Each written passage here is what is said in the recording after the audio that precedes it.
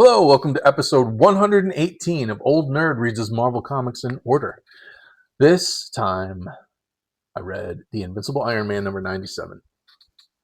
This is the continuation of a story begun an issue ago. Well, I guess it's an ongoing thing. I haven't read too many Iron Mans so far. I think this is maybe the fifth one in my collection. So this project, I'm reading my comic books in publishing date order, my Marvel collection.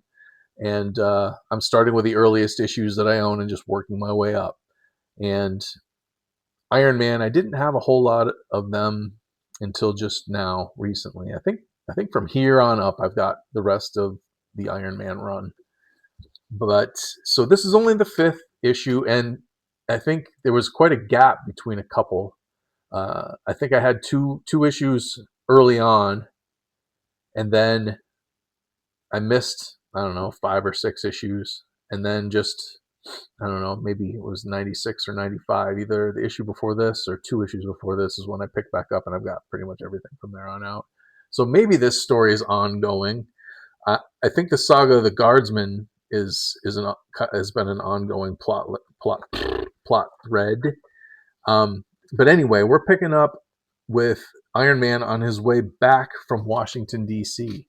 With his shield. I don't know if he's like a liaison bodyguard, just a shield special agent who apparently has been attached to Iron Man before and left for a while, but he just came back like last issue. And it's because Iron Man, the reason they were in Washington is because Iron Man, Tony Stark Industries has a contract with the US government to develop military weapons.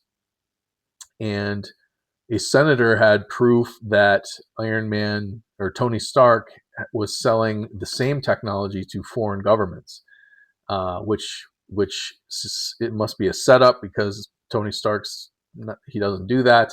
So Iron Man was flying to Washington D.C. so Tony Stark could have a meeting with the senator about Stark Industries contracts with the U.S. military. Upon arriving, Ultimo, an old Iron Man foe, attacked the White House at the same time, so Iron Man had to fight him off and just barely survived. And you can see here's the state of his armor, and he's being flown home back to Stark International in New Jersey, I think. So my thing is 2 issues ago, yeah, I believe it was 2 issues ago, the opening splash page was Iron Man in a lab laying underneath a huge pile driver that's used to like chisel out boulders and rocks and whatnot, putting, enormous amounts of pressure on his armor, because as he's laying there, he's underneath this pile driver, he's testing his armor, he's testing the improvements he's made, because every time he gets in a fight with a villain, his armor gets beat to heck. So he made all these improvements and immediately went out and got in this fight with Ultimo and, got it trashed again, which I don't know. It seems like it's got to be on. It's so noticeable that it's got to be on purpose from the writers, but at the same time, I don't know. There was a letter in the last issue which I talked about in that episode. Somebody complaining that every time Iron Man, every issue, there's some kind of system failure in his suit, and that causes the drama of the whole thing. And so they said, no, we're going to fit the new writing team, who is Bill Mantlo, by the way. But this time there's Jerry Conway is listed as plotter, which I thought was interesting. George Tuska is doing the art again. Don Perlin doing the inks. And Archie Goodwin's our editor. R. Holloway letters, D. Warfield colors. I don't really know them. But I think Bill Mantlo is going to be on the title for the foreseeable future. And I don't know how long George Tuska's on. I've never really paid any attention to George Tuska. I don't think he wasn't somebody that I cared about. I know that. But now that I'm reading these old Iron Mans and seeing his work, I see where I didn't like it when I was younger. But looking at it now, I like it quite a bit. Kind of like Ross Andrew in Amazing Spider-Man at the same time.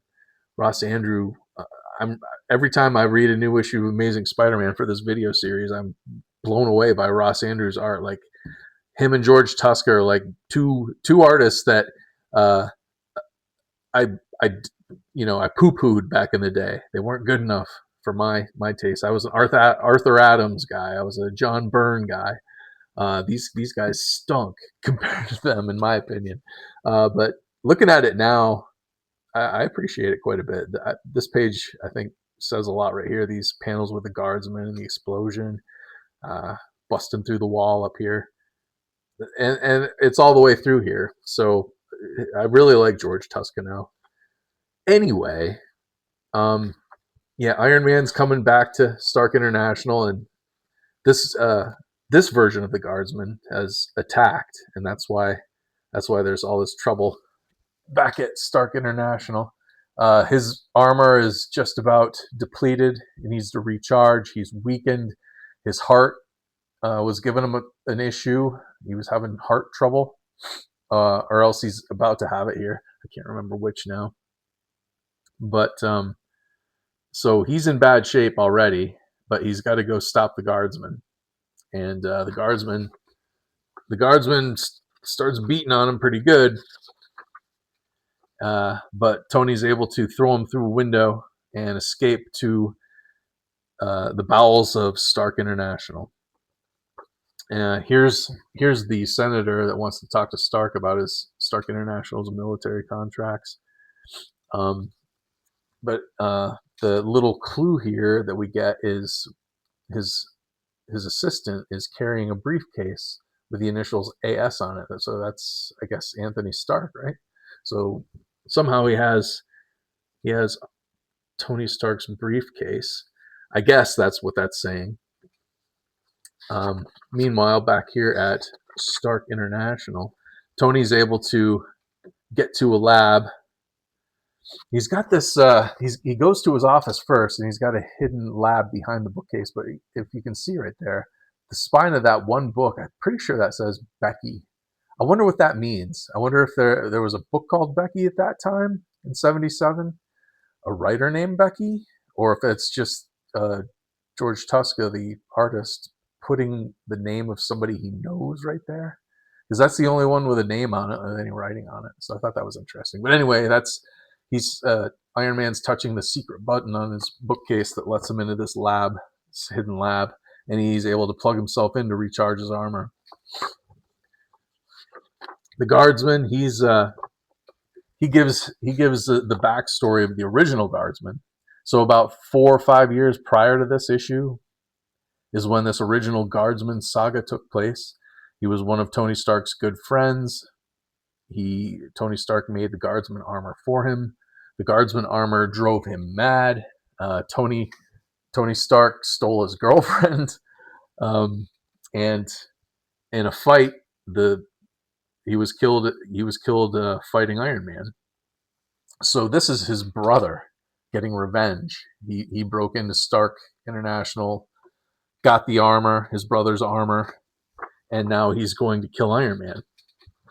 But he's starting to show signs of the mental problems that overtook his brother because of wearing this armor. This armor was untested and caused him to have like paranoid ideas, I guess. The letters page in here was kind of interesting, because in this issue, it's funny because in this issue, Tony, all of a sudden his heart starts to hurt him, and the backstory of the Iron Man armor is because Tony Stark was hit with shrapnel during war, lodged in his heart. So when he was captured by the enemy and forced to build weapons for them, and instead of building them a weapon, he built something to keep himself alive. He built the Iron Man armor, and that was to keep him alive, to keep the shrapnel from killing him. And so somebody wrote in about the strain of Tony's heart was taking in a previous issue, where the story was he had to do a lot of physical, like climbing and whatnot. So it would have been a big strain on his heart. So in an answer, Tony's heart condition this is interesting. Tony's heart condition seems to be a constant source of confusion to the folks in the bullpen as well as to the readers. One we've begun to clear up in the pages of the mag itself. But for those of you who came in late, here's a fast capsule history of Iron Man. Tony Stark, on a tour of Vietnam in the 60s, was seriously wounded when a landmine exploded at his feet and sent a piece of shrapnel directly into his heart. Captured by the Viet Cong, who knew he was dying, Tony was ordered to build weapons for them in return for his freedom. But Tony also knew he was dying and, in secret, began to work on a weapon that would not only free him but keep his damaged heart beating. That weapon was the armor of Iron Man. But Tony's heart was still susceptible to sudden failure. Whenever the strain of battle became too great, whenever his power was at its lowest ebb, whenever he was drained physically or emotionally, there was always the danger of sudden and fatal heart attack. Many times he was hospitalized. Many times he was hospitalized, and armor modifications, the additions of first an electronic and then an atomic pacemaker, never quite satisfactorily removed the danger of sudden death. So, back in the pages of Iron Man number 18 and Avengers number 68, after a serious heart attack, Tony was given a synthetic heart, which, it was thought, would alleviate any future problems. It didn't. A little while later, he suffered an allergic reaction as his body began to reject the artificial heart. Again, it was an electronic jolt and a pacemaker incorporated in a spare chest plate that kept him alive. But as time went on, Tony's body seemed to acclimate itself to the transplanted organ within it, and after a hair-raising episode where Tony thought he was on the brink of death, he realized that the heart hadn't been rejected. The worry about incessant heart failure was, he thought, gone forever. Which brings us up to now. No, Tony shouldn't have been worried about putting a strain on his heart because, as far as he knew in Iron Man number 94, he was permanently cured. He could not have known that when he could not have known then what he knows now. Perhaps the climbing did add to the cumulative strains that finally hit him this issue, but as of then, he just didn't know. Comprende? So that's interesting that they went through Tony's history of heart problems, because down here there's a letter, and another interesting letter, and this writer it is a big Iron Man fan, and he's been reading Iron Man since the 60s. So he talks about how Tony's heart problems were like the catalyst for all the Iron Man adventures that he read in the pages of the Iron Man comics. So let me just read it. Iron Man's my hero, as it were. Iron Man led me to Marvel back in the halcyon days of the 60s. Shellhead's strengths covered his weaknesses to the outside world, maintaining his armor while hurting inside. For a long time, his belabored heart symbolized this inner conflict until plots became too repetitive. Even though the heart flutter lost emphasis in recent years, the conflict remained implicit. Iron Man is probably the loneliest hero in Marveldom. He holds himself apart from his friends and his associates. His social relationships usually turn into disastrous affairs. Then he lists all these girls that Tony's dated in the comics. His male friends fare no better, as seen with Kevin O'Brien, the Guardsman, and the nerve-wracking endangerment of Happy Hogan.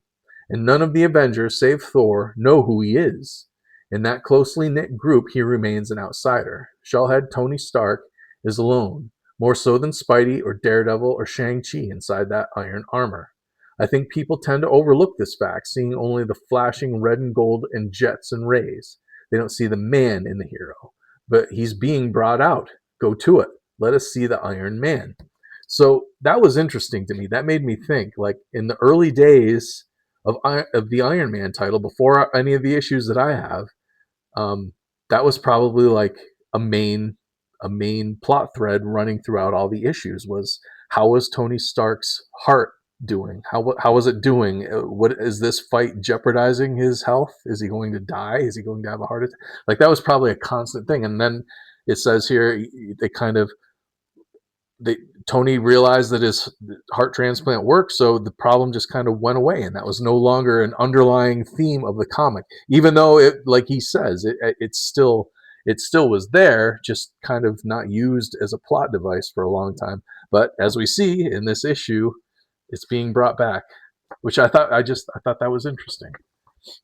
because I never really thought of Iron Man as that. Starting to read Iron Man in the like early '80s when I was a kid, uh, the heart issue wasn't really part of the story very much ever.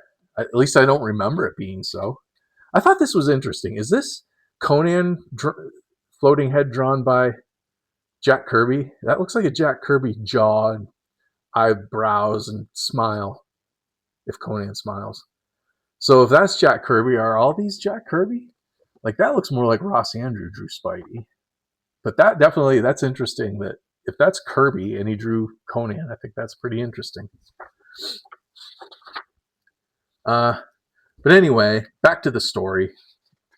Uh, the Guardsman is going nuts. The armor's driving him nuts. Tony gets his armor recharged, starts fixing it a little bit. Just in time, the Guardsman's calling him out, wants to have the final showdown.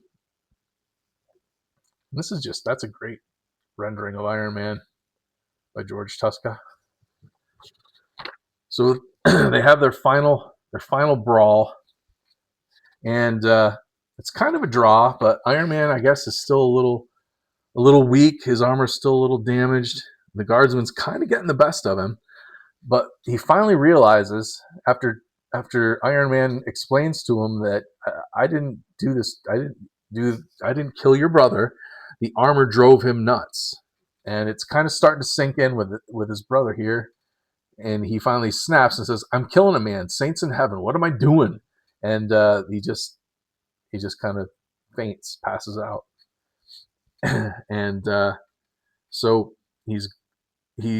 Iron Man swears that he is going to do everything he can to help this fella, the brother of the original Guardsman.